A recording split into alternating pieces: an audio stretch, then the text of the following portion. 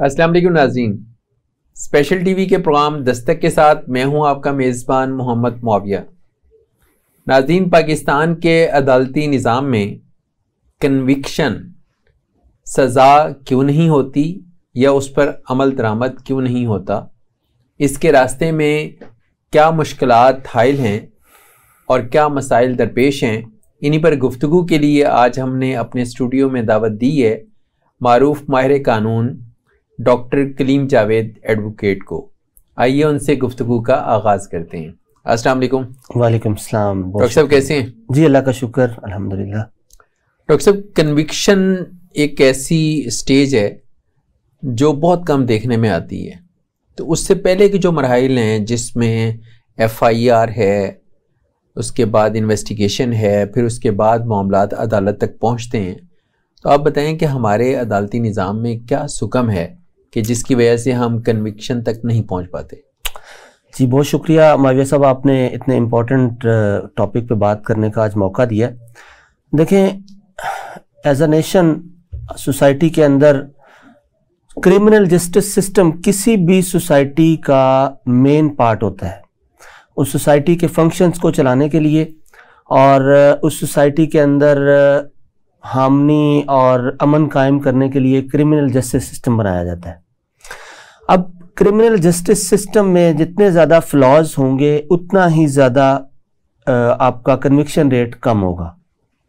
इस वक्त दुनिया के अंदर अगर देखें तो जो डेवलप्ड नेशंस हैं वहाँ पे कन्विक्शन रेट बहुत हाई है, और अगर हम अपनी पाकिस्तान को देखें तो ऑलमोस्ट, मैं आज ही पढ़ रहा था हमारे यहाँ पहली बात तो यह है कि कोई मैकेनिज़्म ही नहीं है इस चीज़ को डिटरमिन करने के लिए कि कितना है। जितना एक सर्वेज मुख्तलिफ रिसर्चर्स ने किया उसके मुताबिक 7% 8% कन्विक्शन रेट है पाकिस्तान में। मीनिंग देयर बाई कि अगर 100 केसेस रिपोर्ट हुए हैं, और ये वो हैं जो रिपोर्ट हुए हैं जिनके ऊपर FIR थाने में दर्ज हुई है, और इसके अलावा तो परसेंटेज आप खुद समझते हैं, बेशुमार लोग हैं जो अदालतों तक जाते ही नहीं। अदालतों क्या, पुलिस तक जाने और FIR होने का मतलब पहली बात तो यह है कि थाने में जाना, वहां पे ये एक बैरियर लग जाता है, बहुत सारे लोग जाते ही नहीं है, रीजंस बहुत सारी हैं। और उसके बाद फिर जो लोग जाते हैं उनको वहां पे जाने के बाद उनके साथ FIR दर्ज करवाने के लिए आप बेहतर जानते हैं क्या क्या जतन करने पड़ते हैं, और उसके बाद फिर इस बैरियर से भी गुजरने के बाद FIR जो हो जाती है उनकी आज हम बात करेंगे कि उन पे कन्विक्शन रेट क्या है। वो जितने रिपोर्ट हुए हैं केसेस जिन पे FIRs हुई हैं उनका ऑलमोस्ट हमारे यहाँ कुछ 7% 8% है। आप इस वक्त देखें UK के अंदर कन्विक्शन रेट 94% है, और सरप्राइजिंगली जापान के अंदर 100% कन्विक्शन रेट है। 100%, मीनिंग देयर बाई कि अगर 100 केसेस रिपोर्ट हुए हैं और 100 में सजा हुई है, इसके दो मतलब है। इसके दो मतलब, एक तो ये कि झूठा केस दर्ज नहीं हुआ, ठीक है, और दूसरा ये कि जो केसेस दर्ज हुए हैं, जो रिपोर्ट हुए हैं, उन पे बाकायदा कोर्ट ने कन्विक्शन की है, सजा दी है। ये दोनों पहलू इसको हमें मद्देनजर रखने होंगे। तो फ्लॉज हैं काफी सारे, हम इस पे मतलब बात करते हैं। अच्छा, हमारा जो जुडिशल सिस्टम है उसके अंदर वक्त के साथ साथ बहुत ज़्यादा तरक्की हुई, और इस वक्त जो हमारे लॉ ग्रेजुएट्स आ रहे हैं इस फील्ड के अंदर, वो यूनिवर्सिटीज़ से अब बहुत अच्छे मैकेनिज़्म के अंदर ट्रेंड होके पहुंच रहे हैं, और वो सिस्टम ऐसा है कि जिसके अंदर आपको पढ़ने के दौरान सीखने को बहुत कुछ मिल जाता है जी। लेकिन जब आप प्रैक्टिस में आते हैं, फील्ड में आते हैं, तो ओवरऑल आपकी जो कम्युनिटी है, जुडिशल से अटैच जो कम्युनिटी आपकी लॉयर्स कम्युनिटी है, या उससे पहले जो हमारा पुलिस का सिस्टम है, आप कुछ डिटरमिन कर पाए हैं इतने अरसे के तजर्बे के बाद कि फॉल्ट कहाँ पे है? पब्लिक के एंड पे गलती है, पुलिस का निज़ाम ऐसा है कि वो उसमें FIR का दर्ज होना, फिर इन्वेस्टिगेशन होना, फिर उसके बाद चार्जशीट होना, गिरफ्तारी होना, तो उसके बाद फिर अदालत तक मामला पहुंचता है। वकील के पास तो मामला तब आता है जी जब ये इन मराहिल से गुजर चुका होता है। अच्छा मावी साहब, हमें इस पे ओवरऑल सिर्फ जुडिशियल सिस्टम को नहीं, हमने क्रिमिनल जस्टिस सिस्टम को ओवरऑल यहाँ पे आज डिस्कस करना है। देखें जुडिशरी उसका एक पार्ट है, एक कंपोनेंट है जो क्रिमिनल जस्टिस सिस्टम का। किसी भी मुल्क के अंदर क्रिमिनल जस्टिस सिस्टम, उसके अंदर आपकी जुडिशरी एक पार्ट है, आपकी इन्वेस्टिगेशन एजेंसीज वो एक पार्ट है, आपकी लॉ इन्फोर्समेंट एजेंसीज एक पार्ट है, आपकी प्रोसिक्यूशन एक पार्ट है, आपके लॉयर्स एक पार्ट है और जुडिशरी इटसेल्फ एक पार्ट है। यानी ये सारे कंपोनेंट्स हैं क्रिमिनल जस्टिस सिस्टम के। तो अगर हम एज अ होल देखें तो फॉल्ट तो हर एक कंपोनेंट के अंदर मौजूद है। अब हमें देखना यह है कि इसको कहाँ कहाँ ज्यादा फ्लॉज हैं जहां पे बेहतर करके इसको इम्प्रूव किया जा सकता है। एक चीज जो मेरे और आपके और जुडिशरी और गवर्नमेंट के कंट्रोल में नहीं है वो है हमारी सोशल नॉर्म्स, हमारी कल्चरल नॉर्म्स। अगर हम एक केस को लेते हैं, हम स्टार्ट शुरू करते हैं, हम शुरू से देखें, नंबर 1 ये सबसे पहला तो जो मैंने पहले बात की है, केस को रिपोर्ट करवाना, FIR को दर्ज करवाना। पहले तो झूठे केस रिपोर्ट होते हैं, नंबर ऑफ केसेस झूठे रिपोर्ट होते हैं, या मामले की इंटेंसिटी को बढ़ा के वाकया कुछ और हुआ, बिल्कुल उसमें मल्टीप्लाई करके उसको यानी वहां रिपोर्ट करवाया गया। बहुत कॉमन है, ये बहुत कॉमन है, खास तौर पे हमारे रूरल एरियाज के अंदर, कि एक बंदे ने क्राइम कमिट किया, सारी फैमिली को उसमें डालना है। और देहातों में तो ये चीज बहुत ज्यादा चलती है कि जो कमाने वाला ना उसको पकड़ो पहले, यानी उसकी जो इकोनॉमिक जो लाइफलाइन है उसको काटा जाए ताकि ये अच्छा उसमें करते। और ये केस खराब होते हैं। मैंने नंबर ऑफ केसेस देखे हैं जो कंप्लेनेंट ने खुद अपना केस इस वजह से खराब किया कि उसने जो लोग इन्वॉल्व नहीं थे उनको इन्वॉल्व किया। डेफिनेटली झूठ है, सच है, जितने भी फ्लॉज हैं सिस्टम के अंदर कहीं ना कहीं तो चीजें सामने आनी है। वो इन्वेस्टिगेशन के अंदर जो गुनाहगार होता है वो भी बेगुनाह हो जाता है इस वजह से कि केस झूठा हो जाता है, केस के गवाह झूठे हो जाते हैं, तो डेफिनेटली वो कंप्लेनेंट अपना केस खराब कर लेता है। अच्छा, बात हो रही थी सबसे पहले तो झूठे केसेस दर्ज होते हैं। अब आगे इससे भी आगे चले जाते हैं जी, केसेस हम उनसे निकलें कि जो झूठे केसेस हैं, जो केसेस रिपोर्ट हो गए जी, उसके बाद उनमें से छांटी होगी, जो झूठे होंगे डेफिनेटली वो इन्वेस्टिगेशन के अंदर किसी ना किसी हद तक जी, किसी ना किसी हद तक वो भी फारिग हो जाएंगे। सही, ठीक है। अब एक बहुत बड़ी तादाद के रिपोर्टेड केसेस की, FIRs की, तो वो होती है जो झूठे होते हैं और इन्वेस्टिगेशन स्टेज पे या कोर्ट के अंदर जाने के बाद वो उनमें लोग एक्विट हो जाते हैं, बरी हो जाते हैं। ठीक है। यहाँ पे एक बहुत बड़ी छांटी लग गई। अब डेफिनेटली जब आप उसको एनालाइज करेंगे तो आप यही कहेंगे कि कन्विक्शन नहीं हुई जी, हालांकि वो केस झूठा था। ठीक है। अच्छा, अब आगे आ जाएं जो एक्चुअल केसेस हैं, जो सच्चे वकूए हैं, ठीक है, उनके अंदर सबसे पहला जो फ्लॉ है जो मैंने पहले डिस्कस किया है, जी जी, गवाह झूठे और जो अनवांटेड पर्सन्स थे उनको इन्वॉल्व कर लिया केस के अंदर। ठीक है। इन्वेस्टिगेशन हुई, इन्वेस्टिगेशन के अंदर वो लोग निकल गए, उनकी वजह से बहुत सारे जो एक्चुअल क्रिमिनल थे वो भी निकल गए। अच्छा, उसके बाद आ जाती है पुलिस की इन्वेस्टिगेशन। पुलिस है, ये जो भी लॉ इन्फोर्समेंट एजेंसी FIA तफ्तीश कर रही है, एंटी करप्शन कर रही है, पुलिस कर रही है, जितने नौयत के मुताबिक जो भी लॉ इन्फोर्समेंट एजेंसी जो भी वो कर रही है, उसके आपको पता है हमारे यहाँ ओवरऑल कल्चर है ब्राइबरी का, रिश्वत लेके बेगुनाह को गुनाहगार और गुनाहगार को बेगुनाह किया जाता है। वो बहुत ज़्यादा इस तरह की चीज़ें आती हैं, फिर बाद में जाके कोर्ट में वो प्रूव नहीं हो पाता। ये यानी इन्वेस्टिगेशन जो मेरा तो एनालिसिस है कि हमारी जो मेन रूट कॉज है लो कन्विक्शन रेट की, वो पुलिस इन्वेस्टिगेशन है। यहीं से सबसे बड़ा बैरियर लगता है, यहीं से, क्योंकि केस आपने देखें, पुलिस ने इन्वेस्टिगेट करने के बाद जो गवाह उसके अंदर बनाए हैं, उन गवाहों की प्रॉपर उसके अंदर जहां जहां उनकी होनी थी प्रोसीडिंग वो की है, इन्वेस्टिगेशन के अंदर जिम्नियां जो लिखी हैं वो प्रॉपर अगर लिखी हैं। अदरवाइज यहाँ पे भी पुलिस बाज दफा खुद इस तरह के लकूना छोड़ देती है और पार्टीज के साथ मिल के कह देती है कि हमने ये देखें, हमने आपको गुनाहगार तो किया है लेकिन इसमें ये लकूना छोड़ दिए हैं, या आप कोर्ट से बरी हो जाओ। तो पुलिस आ जाती है।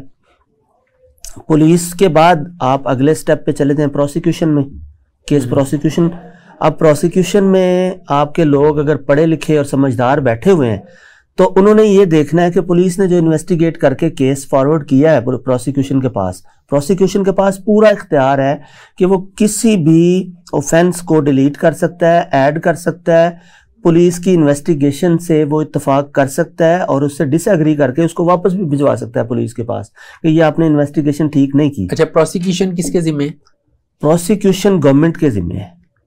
प्रोसिक्यूशन गवर्नमेंट का एक डिपार्टमेंट है पूरा, और यहाँ पे तो ब्यूरोक्रेसी की एक लाइन लगी हुई है जो प्रोसिक्यूशन डिपार्टमेंट के अंदर बैठे हुए हैं।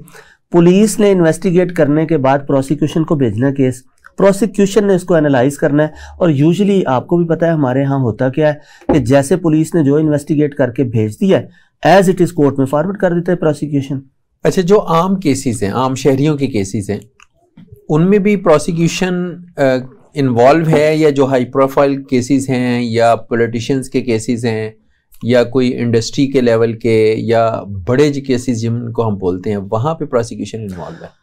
हर केस के अंदर हमारे क्रिमिनल जस्टिस सिस्टम में हर केस में पहला स्टेप एफआईआर के बाद इन्वेस्टिगेशन कंप्लीट होने के बाद जब चालान बन जाना है, पुलिस ने चालान बनाना है, इन्वेस्टिगेशन ऑफिसर ने, उसने सेक्शन 173 ऑफ CRPC उसने उसके तहत चालान सबमिट कर देना है प्रोसिक्यूशन के पास। हर चालान जो भी पुलिस ने इन्वेस्टिगेट करने के बाद प्रोसिक्यूशन डिपार्टमेंट में जमा करवाना है। और हर कोर्ट के अंदर एक प्रोसिक्यूटर बैठा हुआ है, चाहे वो मैजिस्ट्रेट की कोर्ट है, चाहे वो सेशन कोर्ट है, चाहे वो हाई कोर्ट है, हर कोर्ट के अंदर प्रोसिक्यूटर बैठा हुआ है। अच्छा, आम आदमी की फहम के लिए आप बता दें कि आप प्रोसिक्यूटर सरकारी वकील को कह रहे हैं? यस, सरकारी वकील जो होते हैं वो प्रोसिक्यूटर है। उन्होंने केस फॉरवर्ड करना है कोर्ट को, जो भी चालान आना है वो प्रोसिक्यूशन के पास जाना है और प्रोसिक्यूशन ने फिर आगे कोर्ट में फॉरवर्ड करना है। प्रोसिक्यूशन तो फिर आप ही की बरादरी के लोग हैं? डेफिनेटली वकला में से ही वो इलेक्ट होता, मतलब उनको हायरिंग होती है, अपॉइंट किया जाता है। हाँ जी, अपॉइंट किया जाता है उनको, लेकिन वो गवर्नमेंट सरकारी मुलाजम बनते हैं, फिर गवर्नमेंट के मुताबिक उन्होंने चलना होता है। सही, जो गवर्नमेंट ने कहना है उसके मुताबिक वो चलते हैं। वो तो मुलाजम है गवर्नमेंट। तो प्रोसिक्यूशन का जो फॉल्ट है या उनका सरफे नज़र कर जाना है किसी भी केस में, उनकी जिम्मेदारी तो ये बनती है कि वो हर केस के तमाम पहलुओं का जायजा लें, बिल्कुल, ताकि जब प्रोसिक्यूशन वो उस केस को वहाँ अदालत तक लेकर आए तो फिर उसमें कोई सुकम ना रह जाए। ऐसे ही है डेफिनेटली। लेकिन उसमें ये होता है कि आप ये कहना चाह रहे हैं कि उसमें बहुत सी बेज़ाब्तगियाँ या बेकायदगियाँ वहाँ पर आ जाती हैं। वहाँ पे बेसिकली होता ये है कि हमारे यहाँ जो ओवरऑल एक कल्चर है कि जो नीचे से आया एज इट इज़ ऊपर चला गया, जहाँ पे किसी ने अप्रोच किया उसको तो तब कर दिया। अदरवाइज रूटीन में जितने केसेस आते हैं इस चीज़ का, इस जो पर्टिकुलर प्रोसेस है प्रोसिक्यूशन वाले का, इसको बहुत ज़्यादा लोगों को, आम लोगों को पता भी नहीं होता। तो पुलिस बेसिकली इन्वेस्टिगेशन के अंदर फ्लॉज होते हैं, प्रोसिक्यूटर की ड्यूटी है कि वो उसको देखे, एनालाइज करे कि क्या इन्वेस्टिगेशन ठीक हुई है, सारी चीज़ें कंप्लीट हैं, जो विटनेसेस हैं, जो बाकी जो एविडेंस कलेक्ट की है पुलिस ने, और जो भी रिकवरीज हैं, हर चीज़ को वो एनालाइज करे। लेकिन यूजुअली हमारे यहाँ ये होता नहीं है। जैसे पुलिस ने चालान आया है वो एज इट इज़ प्रोसिक्यूटर ने कोर्ट में जमा करवा दिया है, होता नहीं है यूजुअली, करना चाहिए। प्रोसिक्यूशन नॉर्मली जो रूटीन है हमारी उसमें वो गवर्नमेंट साइड पे या डिपार्टमेंट साइड पे उसको प्रोसेस करता है, या जो मुद्दई है या मुलजिम है अगर वो चाहे कि वो सरकारी वकील की खिदमात ले ले तो क्या उसके लिए भी ये सहूलत मौजूद है? नहीं, देखें जो कोर्ट के अंदर एक चीज़ मैं थोड़ी सी वाज़ेह कर दूं कि जो FIR होती है उसमें जो प्राइवेट कंप्लेनेंट है ना, प्राइवेट कंप्लेनेंट जो मुद्दई है केस का, जो केस रिपोर्ट कर रहा है, उसका काम सिर्फ रिपोर्ट करना है एज पर लॉ हमारे क्रिमिनल जस्टिस सिस्टम में।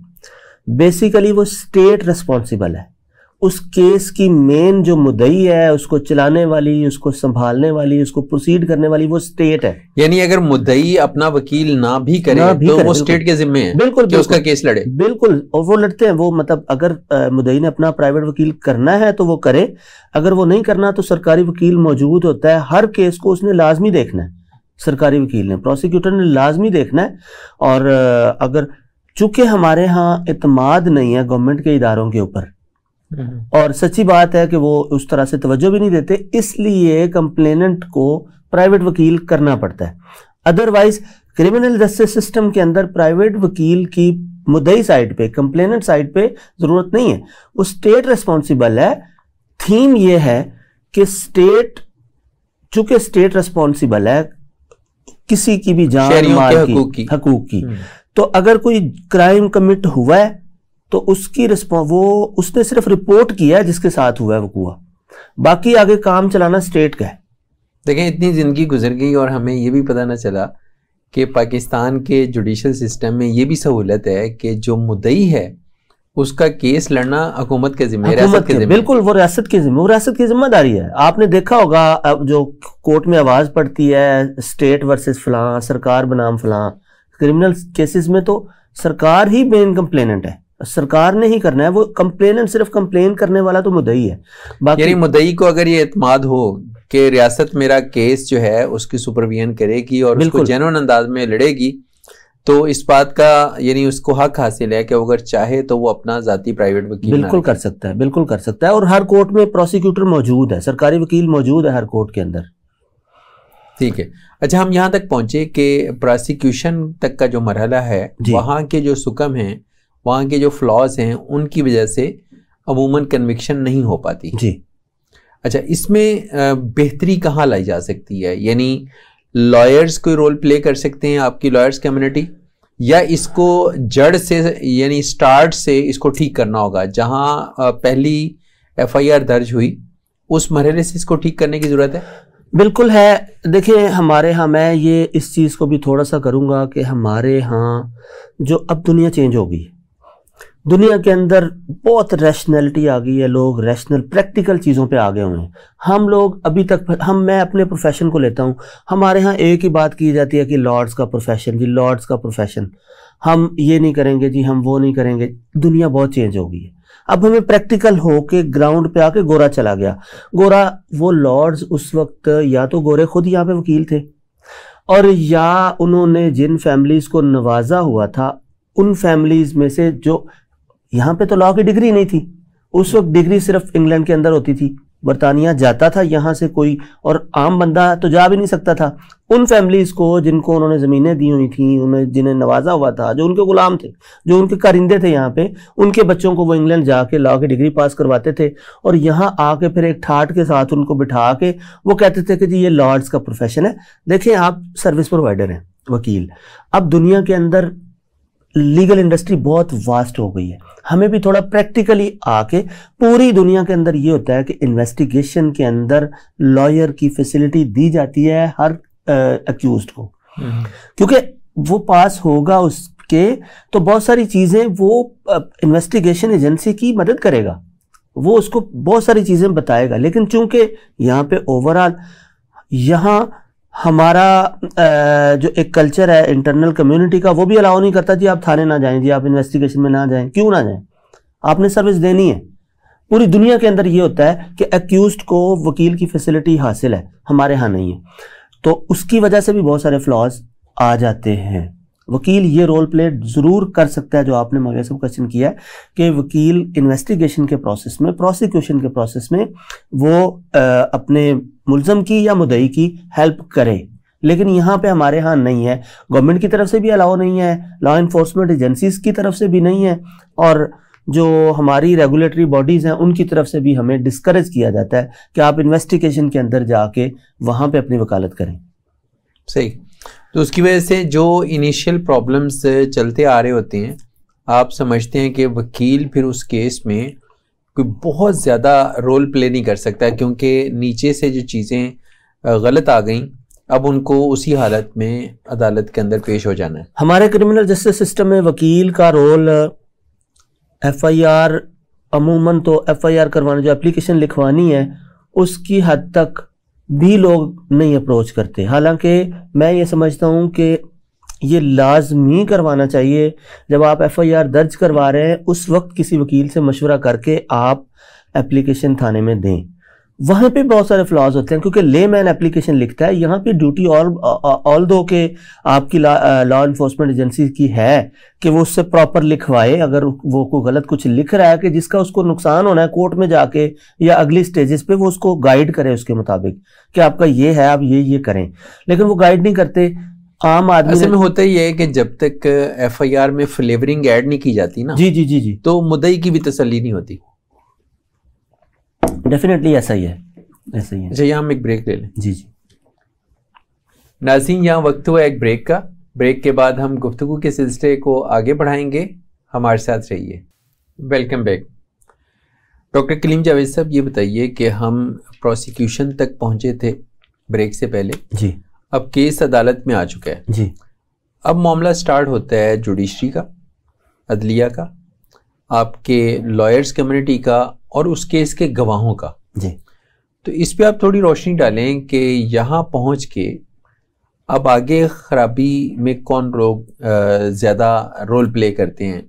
गवाह केस को ख़राब करते हैं झूठी गवाहियाँ देकर, या वकील सिखाते हैं कि ऐसे नहीं ऐसे कहना है, और उसके नतीजे में फिर केस जो है वो अपने मंतकी अंजाम को नहीं पहुंच पाता।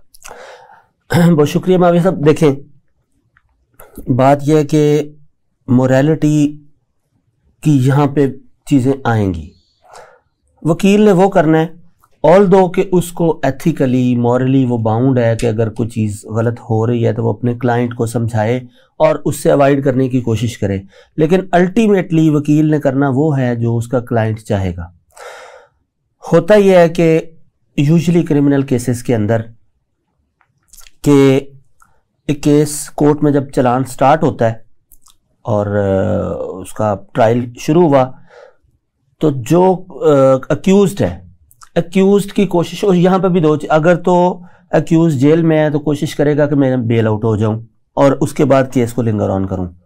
अगर वो ऑलरेडी बेल पे है तो फिर उसकी कोशिश यही है कि केस जितना लिंगर ऑन हो सकता है वो करे।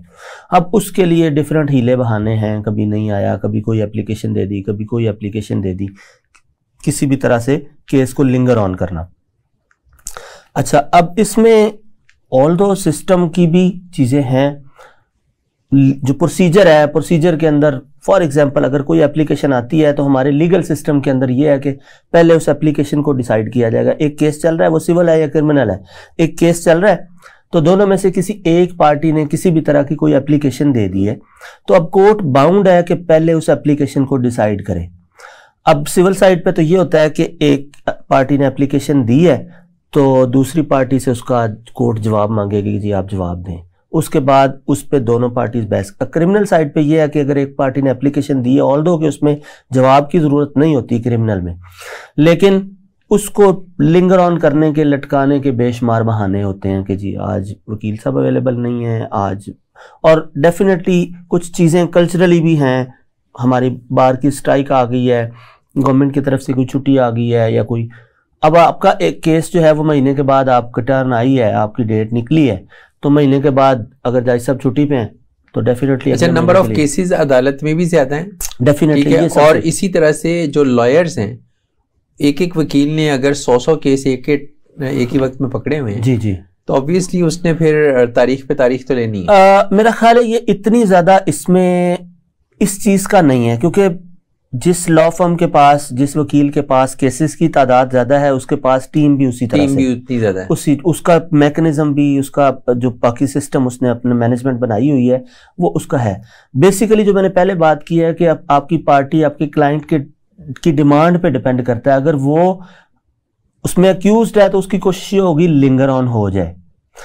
मैं बड़ा एक ना आपको एक पहलू हमारी सोसाइटी का ये भी है, मैं चूंकि थोड़ा रिसर्च के हवाले से भी हूँ, तो मैंने यहाँ हर डिस्ट्रिक्ट के अंदर एक जीबीवी कोर्ट है, gender based violence court, gender based जो रेप के केसेस हैं यूजुअली वहाँ पे उस केस कोर्ट के अंदर जाते हैं। हर डिस्ट्रिक्ट के अंदर एक जीबीवी, ये ऑस्ट्रेलियन किसी एनजीओ की फंडिंग के साथ गवर्नमेंट ने बनाई थी कुछ सालों से, तो उनका जो प्रोसीजर है वो भी थोड़ा फास्ट है, अलग है।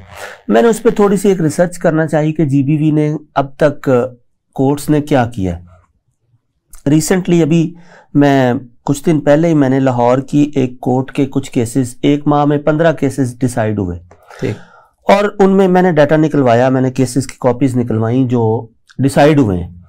वो 15 केसेस थे और उन 15 में से एक बंदा कन्विक्ट हुआ है और 14 बंदे एक्विट हुए हैं। ठीक है, अब जो 14 एक्विट हुए हैं उनमें आ जाएं तो उनमें से 2 बंदे एक्विट हुए हैं मेरिट पे और 12 लोग जो हैं वो सुलहनामे पे, राजीनामे पे एक्विट हुए हैं। सही। जो मैं पहले बात कर रहा था, जैसे केस लिंगर ऑन होता है तो कंप्लेनेंट का इत्मीनान सिस्टम के ऊपर नहीं रहता, उसको फोर्स किया जाता है, केस को लिंगर ऑन करके सोसाइटी के अंदर उसको फोर्स किया जाता है कि वो राजीनामा कर ले, वो सुलह पे आ जाए।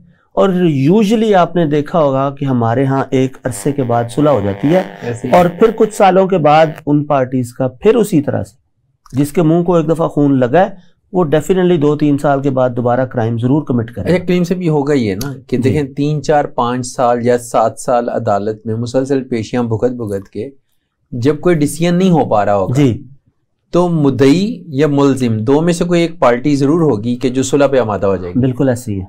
अच्छा, जब सुलह पे आप आमादा हो गए तो जो वकूआ हुआ था, जो जुर्म हुआ था, उस जुर्म को तो सजा ना मिली। बिल्कुल बिल्कुल, यानी मुजरिम तो रिहा हो गया ना सुलह के नतीजे में। बिल्कुल बिल्कुल। अच्छा, बज़ाहिर ये लगता है कि वो सुलह हो गई है। अच्छा, जब एक बंदे ने जुर्म किया और 5-7 साल लगा के भी आप उसको सजा नहीं दे सके, वो सिस्टम का फ्लॉ था या जो भी था जी, उसको सजा नहीं हुई, तो उसका हौसला तो बढ़ जाएगा ना डेफिनेटली कि मेरा किसी ने क्या कर लिया।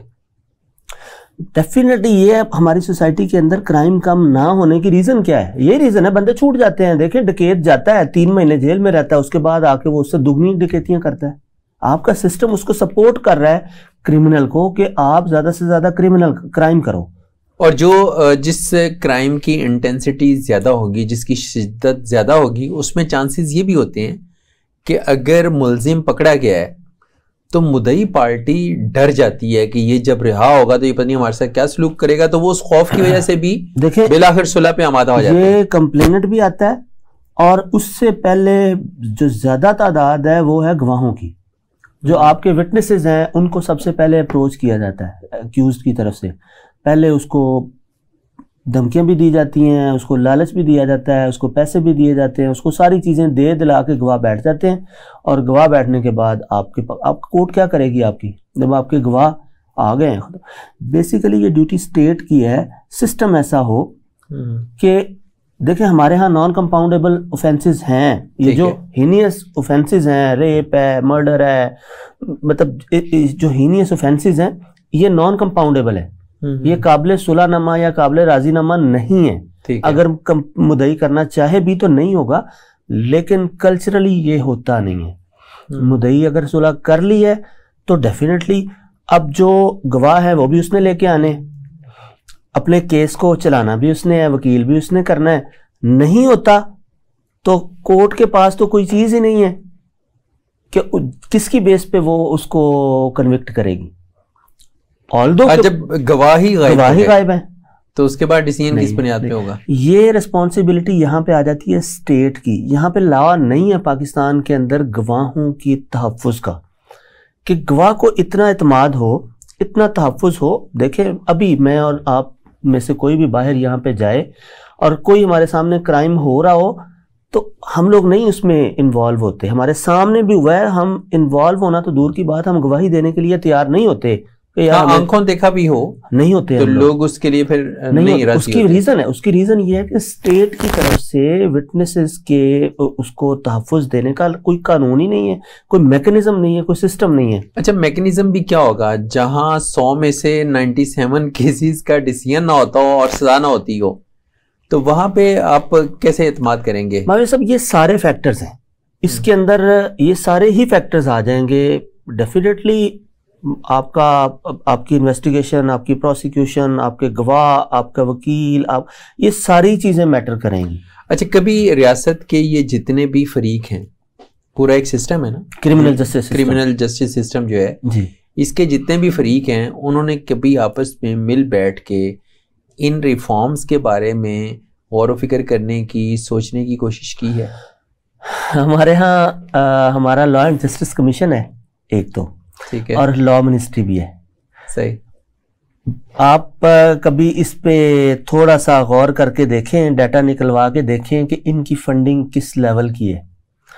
इनके नाम पे लोन भी लिया जाता है, इनको एनजीओज की, इंटरनेशनल एनजीओज की फंडिंग भी आती है, इनको जो इंटरनेशनल मॉनेटरी इदारे हैं उनकी फंडिंग भी आती है, और लोकल गवर्नमेंट की अपनी भी फंडिंग इसके लिए तो करते क्या है फिर ये? लेकिन आप वहां जाके देखें, ये कुछ ना करने की फंडिंग लेते हैं, कुछ ना करने की फंडिंग है, रिफॉर्म्स हैं ही नहीं। रिफॉर्म बैठते हैं लेकिन वही निशिस्तन गुफ्तन बर्खास्तन। यानी आप प्रैक्टिकली कुछ नहीं कर रहे, डिपार्टमेंट्स आपने बना दिए, जैसे आपने मुख्तलिफ इन्वेस्टिगेशन एजेंसियां बनाई और करप्शन को रोकने के लिए इदारे बनाए, तो उनकी इंटेंसिटी, उनकी शिद्दत और ज़्यादा हो गई, करप्शन बढ़ गई। सेम लाइक आप जुडिशल सिस्टम को अगर ठीक करने के लिए कुछ इदारे बनाते हैं और वो अपना फ़र्ज़ अदा नहीं करते, तो ज़ाहिर बात है कि फिर हमारा जुडिशल सिस्टम तो कभी ठीक नहीं हो पाएगा। डेफिनेटली ये सारे कंपोनेंट, जितने भी क्रिमिनल जस्टिस सिस्टम के कंपोनेंट्स हैं, इन सबको इन्वॉल्व होना होगा, सबके अंदर रिफॉर्म्स करना होंगी। बेसिक आपका प्रोसीजर है, आपको प्रोसीजर के अंदर ऐसी चीज़ें अडॉप्ट करना होंगी कि अगर कोई क्रिमिनल बचना चाहे भी तो वो बच ना सके। सिस्टम ऐसा हो कि किसी कंप्लेनेंट को, किसी गवाह को भागने की, थ्रेट होने की ज़रूरत ही ना पड़े। डॉक्टर साहब, जो आपके लॉयर्स हैं उनकी कम्युनिटी तो बहुत स्ट्रांग है, आपने बड़ी बड़ी तहरीकें चलाई हैं और उसमें कामयाबियां हासिल की हैं, तो क्या आपकी जो लॉयर कम्युनिटी है वो भी नहीं चाहती कि हमारा ये सिस्टम जो है ये ठीक हो जाए? देखिए, एज अ कम्युनिटी अगर कहें तो लॉयर कम्युनिटी जिस हद तक हो सकती है वो कर रही है। मैं मतलब ये कि बिला मुबालगा ये बात नहीं करूंगा कि एज अ इंडिविजुअल में बात नहीं कर रहा। मैं आपकी जो बार काउंसिल, जी बार हमारी रेगुलेटरी बॉडी और आपकी जो ऑर्गेनाइजेशन है मैं उनकी बात कर रहा हूँ, कॉन्टिन्यूसली लगी हुई है। ऑल दो केस में थोड़ा सा हमारे यहाँ पॉलिटिक्स, पार्टी पॉलिटिक्स इन्वॉल्व हो गई हमारी बार काउंसिल्स, बार एसोसिएशन के अंदर, लेकिन इवन देन हमारी बॉडीज तो इस पे बहुत काम करती हैं, कोशिश भी करती हैं एज अ बॉडी, लेकिन असल काम स्टेट का है। स्टेट ने अपने सारे जितने भी ऑर्गन्स हैं उनको ठीक करना है, रिफॉर्म्स में लाना है। यानी रियासत अगर चाहे तो वो इनिशिएटिव ले, बिल्कुल ले सकती है, और वो तमाम फरीकों को बिठाए। देखिए, बहुत से गरीब मुल्क हैं, हम अगर ये कहें कि ये सिर्फ डेवलप्ड नेशंस के अंदर आके सिस्टम डेवलप होता है, बहुत सारे अफ्रीका के अंदर बहुत सारे ऐसे कंट्रीज हैं जिन्होंने क्राइम को कंट्रोल किया है। और आप अमेरिका जैसे मुल्क में देखें, वहाँ पे क्राइम बहुत ज़्यादा है। तो ये तो डिपेंड करता है आपकी स्टेट के ऊपर, आपकी स्टेट के ऑर्गन्स के ऊपर, आपके इदारों के ऊपर कि वो क्राइम को कंट्रोल करने के लिए क्या स्टेप्स लेते हैं, और वो स्टेट्स लेती हैं, हमारे यहाँ नहीं है। अच्छा, अगर हम इसी तरह से टाइम पास करते रहेंगे, 76 ईयर्स गुजर गए इस मुल्क को बने हुए, और हम कहीं से कोई उम्मीद, कोई रोशनी अपने निज़ाम के ठीक होने की नहीं देख पा रहे हैं, तो फिर बताइए क्या ऐसे चलने दिया जाए? नहीं, देखें, बेहतरी की गुंजाइश तो हर वक्त मौजूद रहती है और एफर्ट करनी चाहिए। बेहतरी होती नजर नहीं आती ना, गुंजाइश तो मौजूद है, हमेशा रहेगी। देखें, बेहतरी अगर नहीं हो रही तो इस चीज़ से मायूस होके हमें बेहतरी के लिए कोशिश करना नहीं छोड़ सकते। ये इंसान की नेचर भी है और इंसान की बका भी इसी में है कि इंसान बेहतरी की कोशिश करता रहे, उसके रिजल्ट अल्लाह पे छोड़ दे। वो रिजल्ट उसके जो भी आए वो अल्लाह की मर्जी है, लेकिन एफर्ट जो लोग ये समझते हैं कि सिस्टम को बेहतर करना चाहिए, रियासत के इदारों को बेहतर करना चाहिए, उन्हें इस पे कोशिश ज़रूर करनी चाहिए। वो जितने भी क्रिमिनल जस्टिस, देखें, क्रिमिनल जस्टिस सिस्टम किसी भी सोसाइटी के अंदर मेजर रोल प्ले करता है। मैं मिसाल दूंगा दुबई की। देखें, यूएई ने क्या किया, उन्होंने अमन कायम किया है, क्राइम कंट्रोल किया है, क्राइम कंट्रोल करके पूरी दुनिया का इन्वेस्टर उन्होंने अट्रैक्ट किया है। क्यों?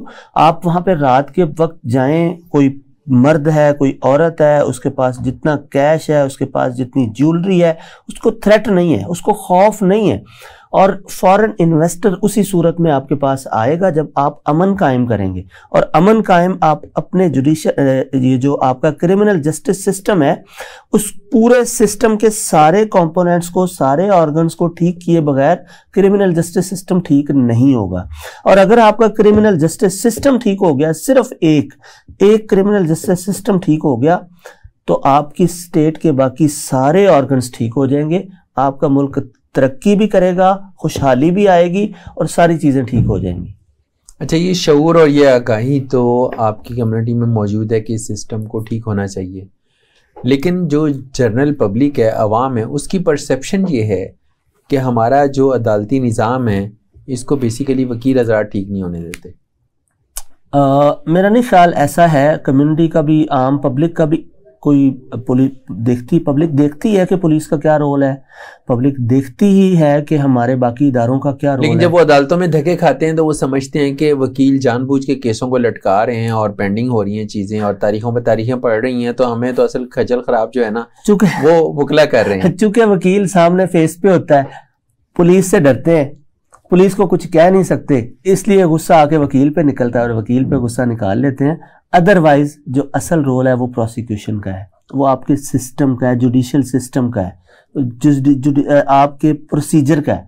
प्रोसीजर के अंदर आप रिफॉर्म्स करें, आप इन्वेस्टिगेशन के अंदर रिफॉर्म्स करें, अपने प्रोसिक्यूशन के अंदर रिफॉर्म्स करें, वकील ऑटोमेटिकली ठीक हो जाएंगे अगर वो कुछ गलत भी हैं। अच्छा, एक टाइम था कि जब हमने ये सुना कुछ साल पहले कि अगर आप झूठा मुकदमा दर्ज करवाते हैं तो आपको उसकी भी सज़ा मिलती है। जी बिल्कुल।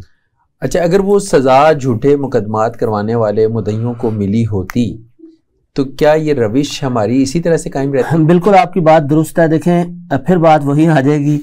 हमारे सिस्टम के अंदर पाकिस्तान पीनल कोड में सेक्शन है 182 इस चीज़ के ऊपर है कि अगर कोई बंदा झूठा मुकदमा दर्ज करवाता है तो उसके खिलाफ कार्रवाई होगी, उतनी ही सज़ा उसको दी जाएगी। लेकिन पाकिस्तान के अंदर 182 की कार्रवाई कभी सुनी ही नहीं कि किसी के खिलाफ हुई। और उसमें भी ये बात आ जाएगी कि मेरे खिलाफ झूठा मुकदमा दर्ज करवाया गया ना, तो मैं 182 की कार्रवाई के लिए पुलिस को एप्लीकेशन नहीं दे सकता। ये इख्तियार भी अब पुलिस का है, उस गवर्नमेंट ऑफिसर का है जिसके सामने वो केस रिपोर्ट किया गया था। वो कानून ने ड्यूटी उसकी लगाई है कि अगर तुम ये समझते हो कि ये केस झूठा था तो वो उसके खिलाफ कार्रवाई करेगा। लेकिन पुलिस के पास ना इतना वक्त है, ना इतना शऊर है, ना इतना विजन है कि वो इस तरफ भी सोचे और झूठा इल्ज़ाम लगाने वाले या झूठा मुकदमा दर्ज करवाने वाले के खिलाफ कोई कार्रवाई करे। अच्छा, बज़ाहिर आपकी बातों से ये लग रहा है कि सभी जो हैं वो सुकून में हैं और किसी को कोई टेंशन नहीं है कि इस हमारे क्रिमिनल जस्टिस सिस्टम को ठीक करने की ज़रूरत है भी या नहीं। अगर तो ऐसे ही रावी चैनी चैन लिखता रहा तो फिर तो हम ना तवक्को रखेंगे ये सिस्टम कभी ठीक हो पाएगा। बिल्कुल, मैंने जैसे आपसे पहले अर्ज की है कि आपका मेजर क्रिमिनल जस्टिस सिस्टम ही ठीक होगा तो बाकी इदारे आपके ठीक हो जाएंगे, आपका मुल्क आगे चलेगा अगर आपका क्रिमिनल जस्टिस सिस्टम ठीक है। तो उसको ठीक करने के लिए डेफिनेटली जो मैं और आप तो एफर्ट करें, लेकिन जो मेजर रिस्पॉन्सिबिलिटी है वो स्टेट की है। स्टेट को आगे आना होगा, रैशनली आगे होना होगा, प्रैक्टिकली चीज़ों को देखना होगा। आज तो मॉडर्न टेक्नोलॉजी का दौर है, आज तो हर चीज़ सामने है, हर चीज़ सामने है। इसके बावजूद अगर हमारा सिस्टम ठीक नहीं हो रहा तो देखिए इन्वेस्टिगेशन के अंदर कैसे फ्लॉज रह जाते हैं जब हर जगह पे कैमरे लगे हुए हैं। मैं आपको मिसाल देता हूं, अभी इस वक्त लाहौर के अंदर जितने कैमरे, अब तो जियो फेंसिंग भी आ गई, मोबाइल की लोकेशन पता चल जाती है बंदा उस वक्त यहाँ पे मौजूद था कि नहीं। आपके जो इस वक्त देखें तो सही ना, आपने ये अरबों रुपया खर्च करके सेफ सिटी का प्रोजेक्ट लगाया है और आपके इस वक्त 60% कैमरे खराब है लाहौर के अंदर। 60% जो रोड्स के ऊपर कैमरे, अरबों रुपए के आपके कैमरे लगे हुए हैं, वो 60% खराब है। और जब क्राइम हो रहा होता है, जिस वक्त किसी जगह पे क्राइम हो रहा होता है, वहां का कैमरा खराब होता है, उस पर्टिकुलर टाइम पे खराब होता है, आगे पीछे ठीक होता है। तो बहुत सारी चीजें हैं इसके अंदर डिस्कस करने वाली। तो डेफिनेटली एक कंपोनेंट इसमें जुडिशरी और लॉयर कम्युनिटी है, बाकी स्टेट इसके क्रिमिनल जस्टिस सिस्टम के बाकी जो कंपोनेंट्स हैं सबको रिफॉर्म्स, सबके अंदर रिफॉर्म्स करने वाली हैं। डॉक्टर साहब बहुत शुक्रिया आपके वक्त का। बहुत शुक्रिया जी। नाज़रीन, डॉक्टर कलीम जावेद साहब का ये कहना था कि क्रिमिनल जस्टिस सिस्टम में जितने भी कंपोनेंट्स और जितने भी इदारे और जितने भी अफराद इन्वॉल्व हैं, अगर वो सब मिलकर इस सिस्टम को सुधारने का नहीं सोचेंगे तो पाकिस्तान का जुडिशल और क्रिमिनल जो जस्टिस सिस्टम है वो कभी ठीक नहीं हो पाएगा। ख्वाहिशात से नहीं बल्कि अमल से ये सब ठीक होगा और उसके लिए रियासत को अपना किरदार अदा करना होगा। मुझे उम्मीद है कि आपको हमारा आज का प्रोग्राम पसंद आया होगा। अपने फीडबैक से ज़रूर आगाह कीजिएगा। अपने मेज़बान मोहम्मद मौविया को इजाज़त दीजिए। अल्लाह हाफ़िज़।